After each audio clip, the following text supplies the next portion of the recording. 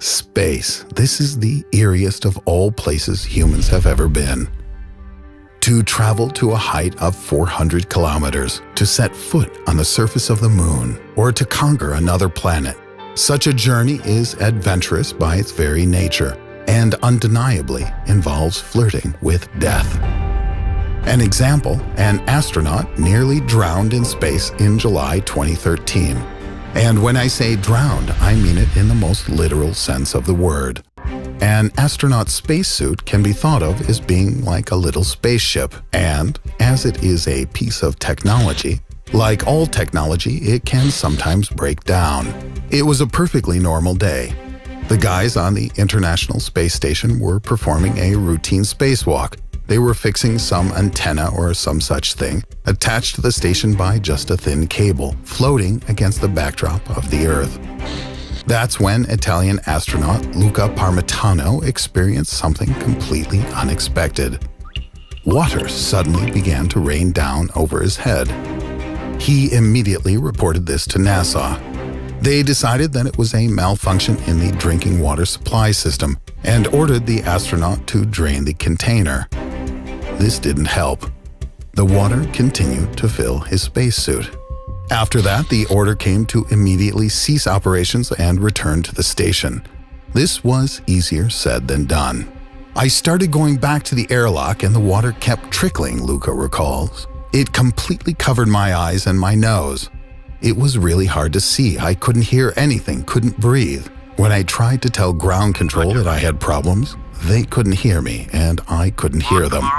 I felt completely isolated. And then, instead of fixating on the problem and thinking that with the next breath I might drown, I started looking for a solution.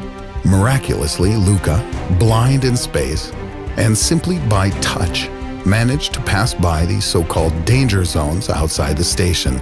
These are areas with protruding parts that can damage a spacesuit if touched. He finally made it to the airlock. It was discovered later that the water came from a breakdown in the cooling system.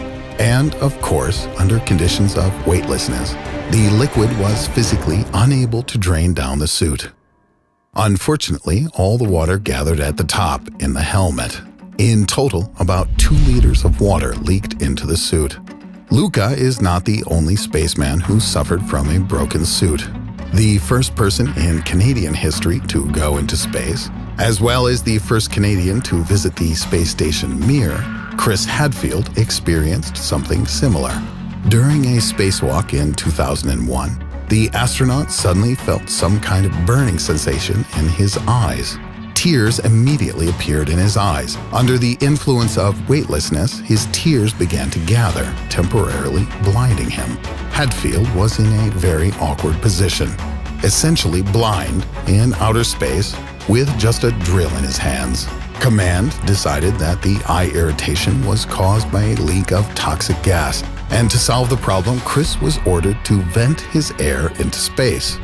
I don't know how he decided to start the process of pumping oxygen out of his suit into space, but it worked. The irritation passed. The astronaut could see again and safely returned to the warm and cozy cabin. Unlike Chris, Soviet cosmonaut Alexei Leonov was much less fortunate. Leaving the Voskhod 2 spacecraft on March 18, 1965, Leonov spent 20 minutes in the cold darkness of vacuum. This was the first spacewalk in history. But Leonov's achievement almost cost him his life.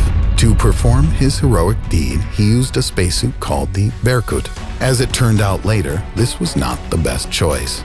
The suit used about 30 liters of oxygen per minute, with a total stock of 1,666 liters. This should have been enough for about 30 minutes of EVA, or extravehicular activity, more commonly known as a spacewalk. But things didn't go exactly according to plan. Just after Alexei exited the ship, due to the pressure differential between the spacesuit and space, terrible things began to happen. The cosmonaut's gloves puffed up so much that his fingers turned into useless sausages. More frightening, however, the suit itself became too large for Leonov to pass back through the airlock. Alexei was trapped outside the ship, and time was running out. All of this instantly brought into question not only the mission, but Leonov's life. And yet, our brave spaceman did not give up. To reduce pressure and shrink the spacesuit, the astronaut took some very desperate measures. He began to let the air out of the suit. If he failed, he would die, suffocating from a lack of precious oxygen. But he was able to accomplish his goal. The suit shrank. He finally got in through the airlock, and we have since learned how to make better spacesuits. It seemed that everything was now a success. Death was behind him, the mission fulfilled. Ahead lay the long-awaited journey home and the kindly embrace of family and friends. But this was only a warm-up. The real nightmare was just ahead. Honestly, it's shocking to try to imagine putting yourself in these guys' places. Returning home to Earth, the capsule of the cosmonaut and his crewmate failed. This malfunction led to them landing far from where they should have been. How far, you may ask?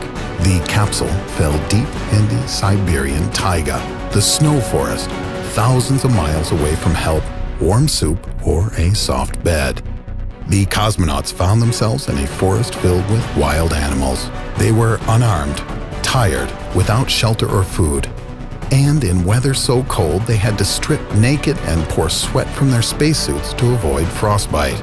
Needless to say, the Earth can sometimes be more severe than the cosmos itself. Using sheer willpower, the exhausted but brave cosmonauts did their best to survive, and they succeeded. They were, of course, not forgotten. Somehow, even in this godforsaken place, where most all-terrain vehicles break down, their rescuers finally found them.